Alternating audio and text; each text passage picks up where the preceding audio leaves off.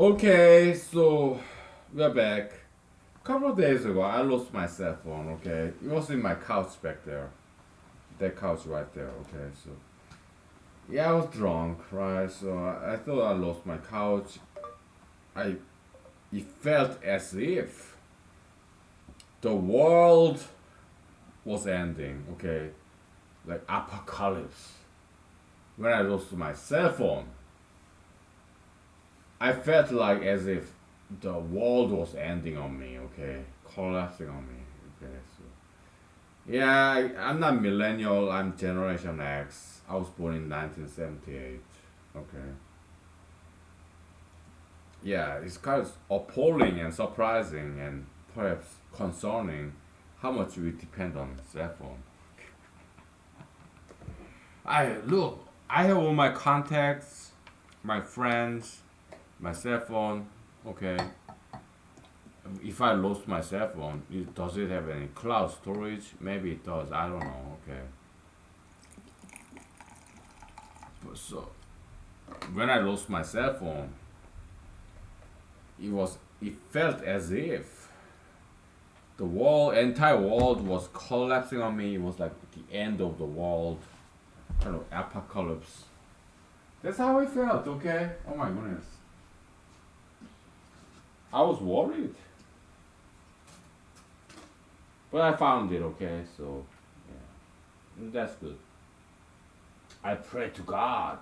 Oh Almighty God, High and Mighty God, please find my cell phone for me because I love my cell phone. It's Motorola, okay? It's not Samsung or LG or Huawei. It's American Motorola, okay? So yeah, I love American products. Yeah, whatever. So what are we talking about? I'm kind of drunk, okay, but no problem. Yeah, I get back to work tomorrow, Wednesday, but night is young, okay, so I stop drinking, I go to bed, eat some dinner. It's not even 8 o'clock, okay, so when I go back to work tomorrow morning, like 8 o'clock, 9 o'clock, I'm like stone cold sober, okay, so no problem. Okay, let me check my emails. Alright.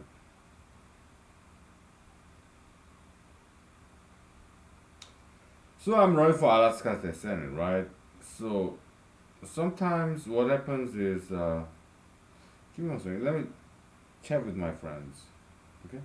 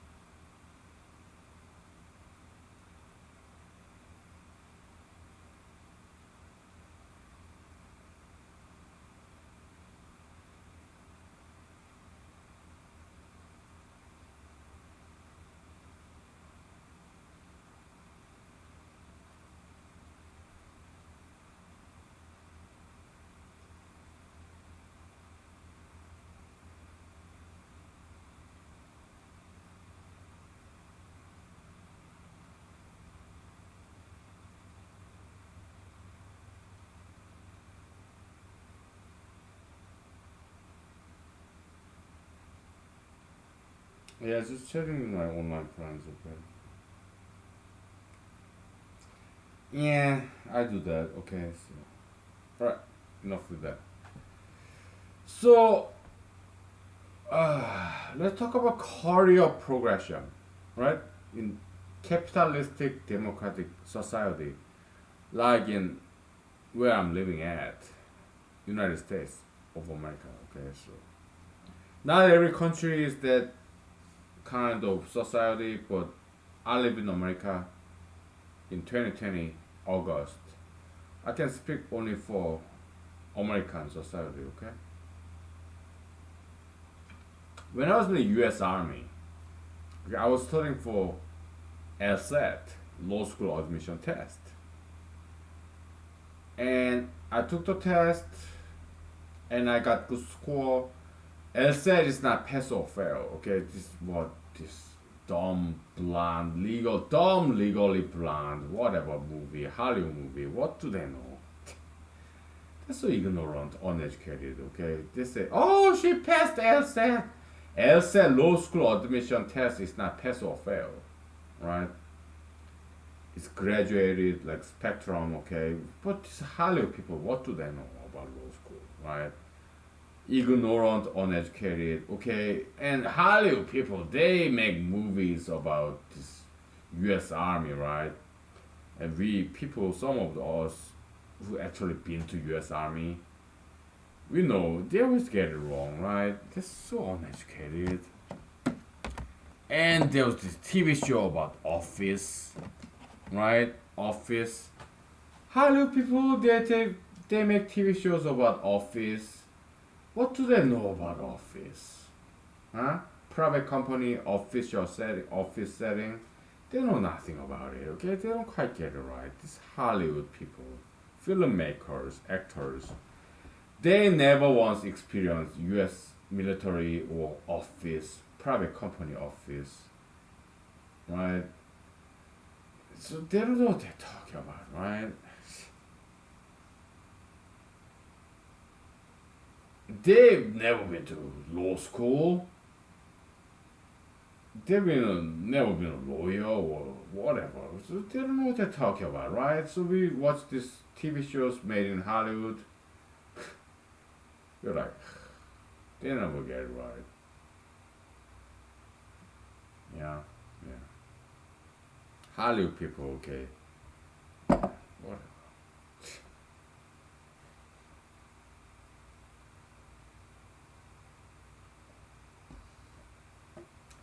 So, uh,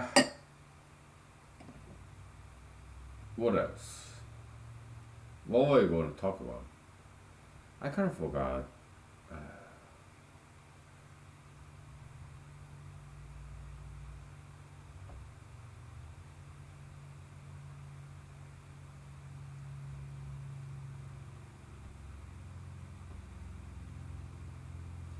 Office. Okay. Yeah, moving up, echelon by echelon. Okay. Yeah, this upward mobility, like some socialists. I mean, not socialists, but soci- sociologists, not socialists, but socialists, sociologists. Okay, sociologists, not socialists, but sociologists. They upward class movement, upward class mobility. Okay, upward class mobility. We have that in America. Okay. Yeah, look at Mr. Barack Obama. He was raised in single motherhood. Okay. Yeah, he studied very hard. Okay, doing this all this basketball whatever. Okay, so studied hard, worked out hard. Okay, he's very fit. He smokes cigarettes and drink alcohol. So what? Okay, President Barack Obama. Okay, moved up and up and up. Okay, so he was a student somewhere in the Illinois, I guess Chicago, Illinois, right? And he transferred to Columbia University and he applied to Harvard Law School. He got in. He studied very hard. He got this Harvard Law Review editor, chief editor. Okay. After that, he came back to Chicago, Illinois. Okay. And yeah, he was community organizer. Then he ran for Illinois state senate or state representative. He got voted for it. Okay, so he got elected, and then he ran for United States Senate from Illinois. He got elected, and he ran for president of the United States, and he got elected twice. Okay, so and he's half white, half black. Okay, so people don't care. Okay, he's fresh, right? He seems to be a nice guy, and he seems to be smart. So Americans voted for him. Okay, he's half black, half white. Okay. Yeah, hardworking man, American dream, kinda. Okay, so yeah. Okay. So that's America. Okay. Upward class mobility. We can move up next layer, like you make more money, become more famous, have more power, more control. Okay, in America and some other countries, we have that. Okay, so we take 5 minutes. Okay, and I'll tell you my own story about this upward class mobility. Okay, story time. All right, so it's like that. Perhaps everywhere, okay, but definitely in America. Okay, yeah. So we'll talk about that. Okay. All right. Upward class mobility, in my experience. Okay. So I cannot speak for everybody because I did not experience what other people have experienced. I can only speak for my own experience. Okay. All right. We'll take 5 minutes. Not as young. Yeah, I'm drunk. So what? I'm at home. I'm not going anywhere. Right. Right.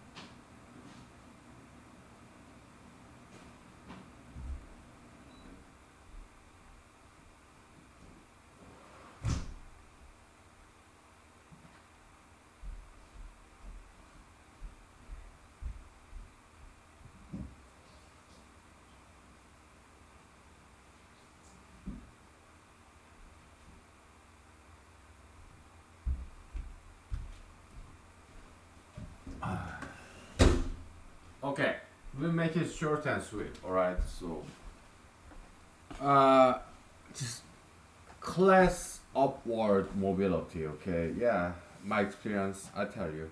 All right. Just like promised. Right. So when I was born in America. Okay, Ithaca, New York. When my parents came here to study. My dad, economics PhD in Cornell. All right. My mom, she married my dad, and she was supporting my dad. Okay. She got a job in Cornell University as a typist.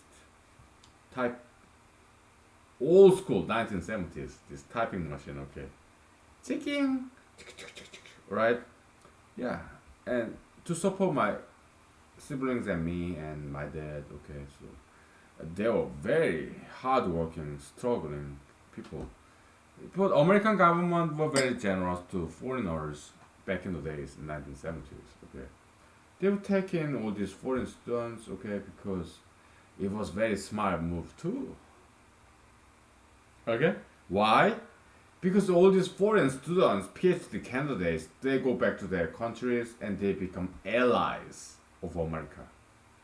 It's investment to strengthen America's status in international stage.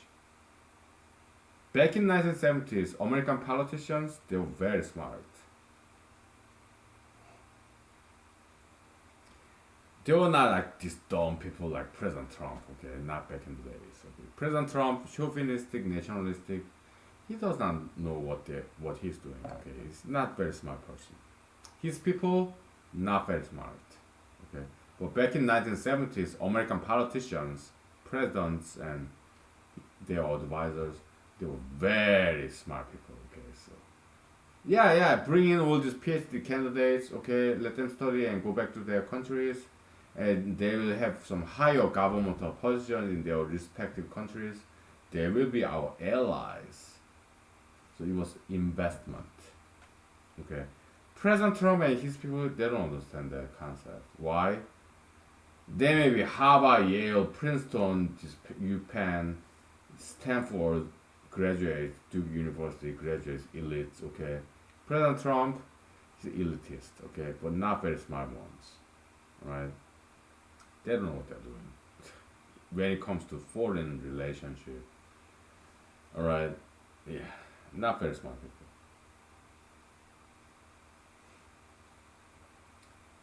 President Trump and his people, when it comes to foreign relations and foreign policy, they are like the worst in American history, okay?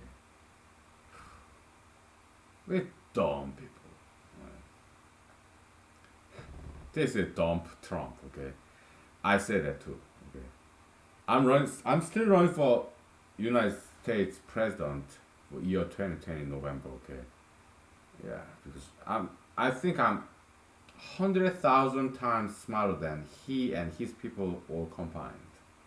President Trump, Vice President Joe Biden, okay, there's no game. It's just that I'm not well known internationally or nationally, okay, so I'm just struggling politician in Alaska, of all places. Okay? So that's the story, alright? Alright, let's move on. What's next topic? Moving up, social ladder, okay. So, yeah, I was born in America, grew up in South Korea, Seoul, until high school graduation, okay. Then I came back to America as a college student. So when I was 18, yeah, I used to have dual citizenship, Korea and America. I picked America, okay. Korea is beautiful, wonderful country, but it's too small for me. Alright, so I picked America to go to bigger world. Alright? So my parents helped me, okay, college application process. I took this TOEFL test of English as a foreign language, I guess. I don't know. I took SAT. Yes, Scholastic Assessment Test, okay?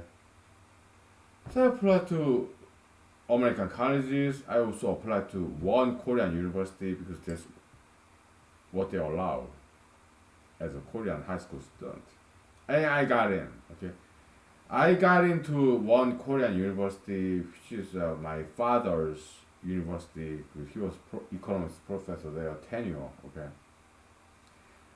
full scholarship because my high school grade and entrance exam in South Korea was pretty good.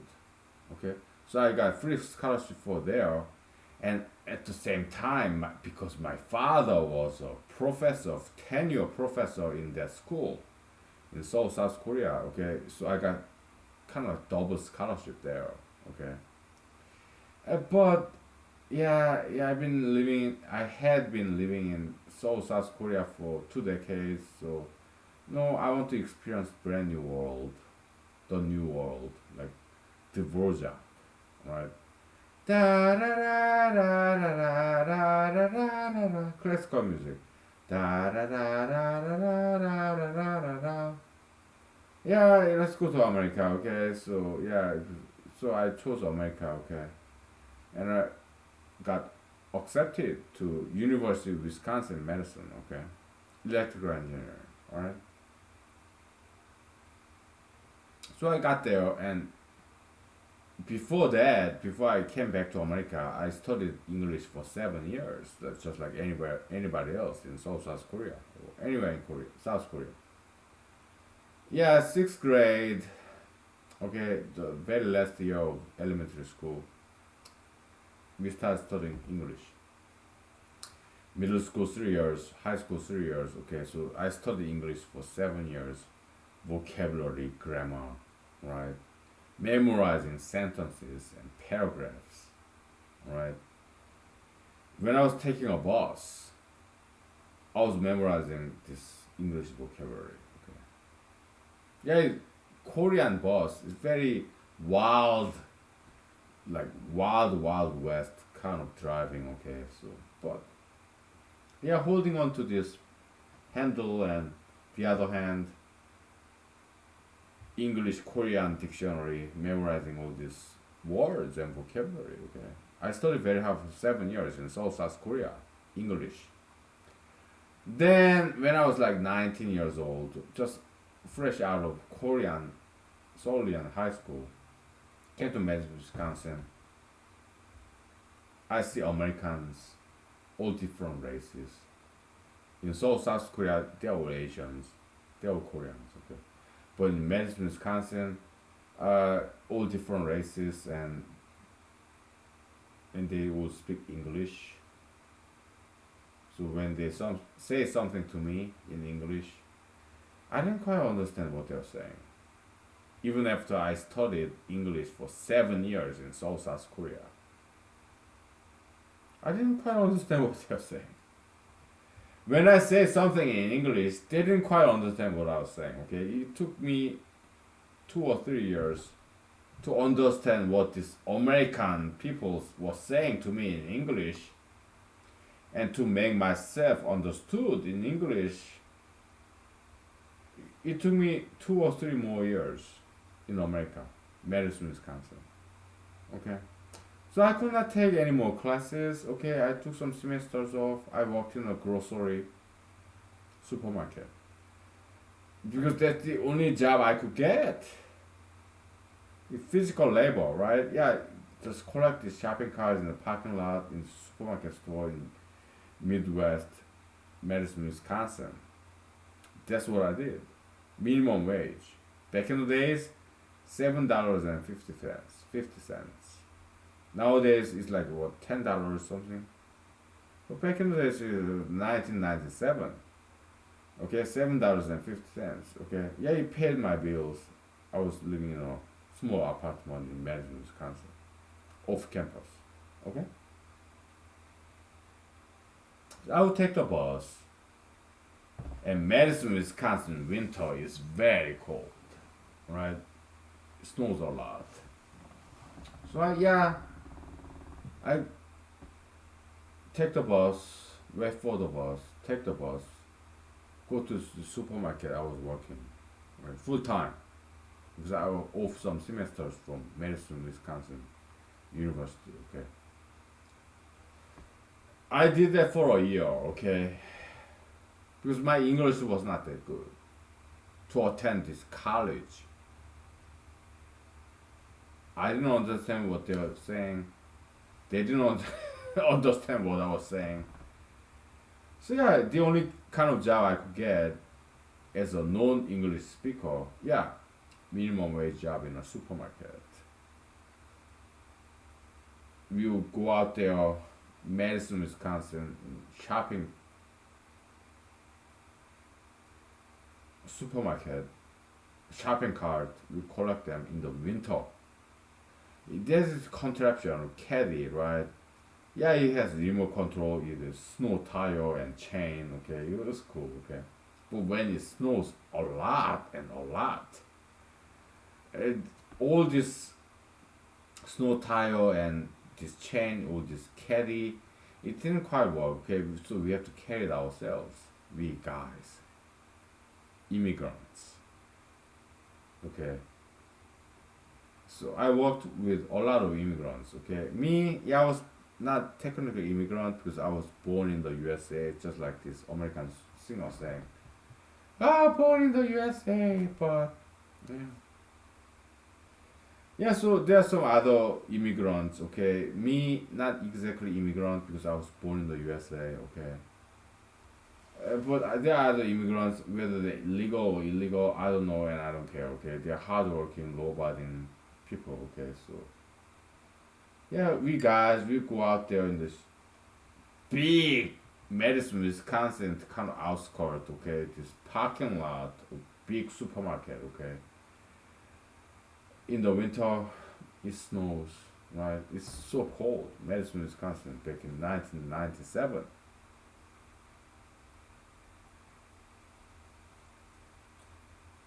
We collect these shopping carts in the supermarket parking lot, one by one, okay. And big snow, like 1 feet deep, 1 foot deep, maybe 2 feet, okay. We have to collect it, okay, and then push it, and I hurt my back once, okay. It was kind of funny. When I cough or sneeze, I feel in my lower back then, okay. It got all healed up later on, okay. But we didn't have any health insurance, okay. We were minimum wage worker, immigrants, right? Yeah, I've been through that. Later on, after 1 year, I learned some English. I was memorizing these lyrics of the Beatles, Beach Boys, Bee Gees, Supertramp, whatever. Okay, so I learned enough English. So after 1 year, I went back to University of Wisconsin Medicine. Okay, yeah, but I changed my major from electrical engineering to computer science. Okay, easier mathematics, okay, because I don't have to take too much differential equation and higher calculus like electrical engineers would do. Yeah, matrix, yeah, no problem, okay. It's kind of geometric, it's pretty okay. Well ordered two-dimensional space, yeah. Yeah, I can do computer programming, okay. Yeah, so I choose my major and I did finish it, okay. So after that, I applied to Cornell University where I was born when, what, 20, 30 years ago when my parents were there, Ithaca, New York. Okay? Yeah. So I applied there for computational biology, okay? So I got accepted, okay? So after that, I dropped out. Why? Too much books, too much studying, I couldn't take it, okay? So I went to Los Angeles, California to become an actor. Alright, I needed some brain break. Give me a break, okay? No more thinking, okay? Then you go to Los Angeles and memorize some lines, become an actor, okay? So then I got a computer programmer jobs, okay? And I did that for 3 years, full-time computer programmer, part-time actor, alright? Made a movie, okay, and then it didn't quite work very well, but So I put all my footage, camera, laptop, desktop in the storage, okay, and I joined the U.S. Army, right? So my U.S. Army career for 4 years, okay, I was 2013, so it's like I was like 35 years old. I could not take this daily PT anymore. Okay.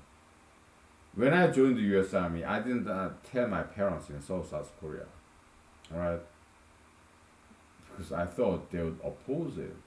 I didn't want to deal with all that their opposition, okay, parental opposition, okay. So I just joined without telling them, okay. But after I joined, when I was at basic combat training in Fort Benning, Georgia, I called them for the very first time since I joined the U.S. Army. Hey, mom, dad, so South Korea, I joined the U.S. Army, and they were like, what? So they didn't like it, okay. But after a couple of years, they saw me being very happy in the U.S. Army, so they wanted me to re-up, re-enlist. But they are my parents. They wanted me to stay in the U.S. Army, even though they opposed it at the first, in the beginning, okay, 2 years ago. So yeah, they wanted me stay in the army, but I said, hey, mom, dad, yeah, you want me to be happy. You see me being happy in the U.S. Army, but guess what? I'm getting old. I cannot take PT test anymore. Daily PT, 2 mile run. I'm getting old, okay, so I'm gonna get out. And my parents said, so what are you gonna do next? I'm going to law school. And they said no. No, stay in the army, okay? You are happy in the army. Retire as an army, get all these benefits, VA benefits, okay? I want you to be happy. I'm your parents. You stay in the army. But yeah, I want to stay in the army. I love the army, but my body cannot take it anymore because I was like 35 years old. 2013. Okay. I could not handle this daily PT, like this push up, sit up, and 2 mile run. I could not take it. Okay. So yeah, mom, dad in South Korea.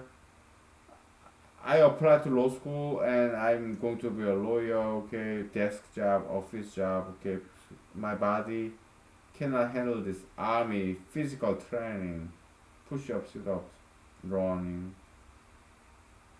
It couldn't take it anymore. I'm getting old, okay? So they didn't like my parents did not like me getting out of the army and going to law school. They opposed it. But I did it anyway. Why? Hey man, I'm in America, okay? Freedom, liberty, okay? My parents are in Korea, South Korea, okay?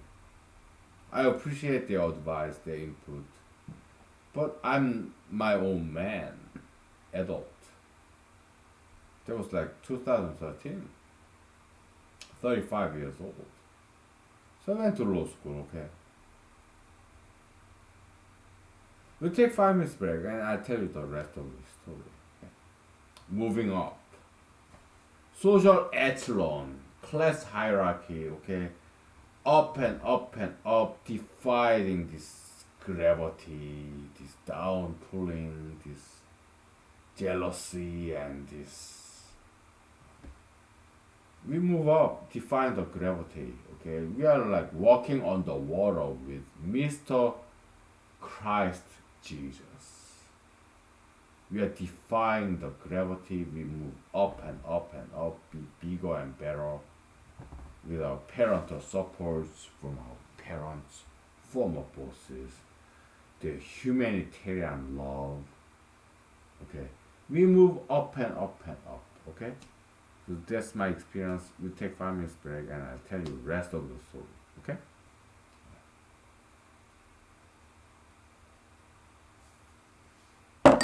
Guess what? I'm drunk. I've been drinking vodka, whiskey, beer, right? Like Jesus said, Tell the tree by its fruit. Tell the tree by its fruit. I'm giving you the fruit of humanology, right?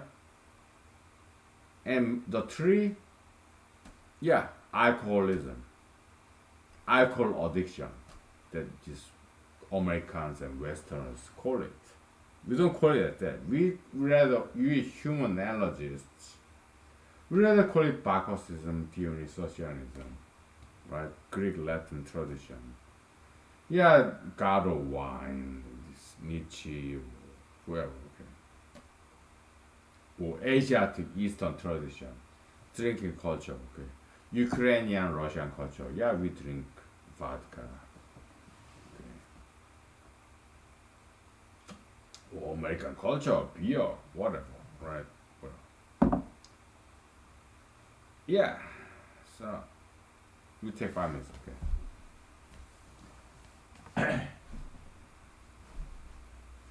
Right. I have some vocal rest. Okay.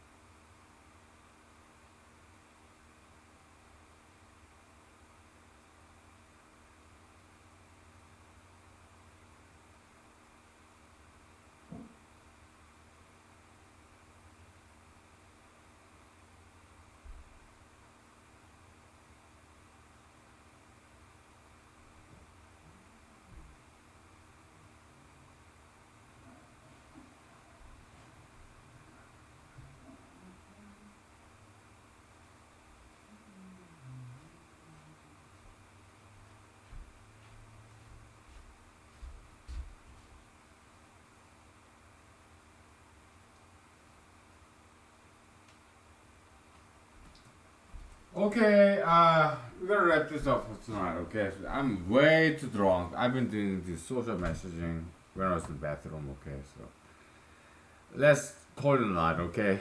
Alright, thank you.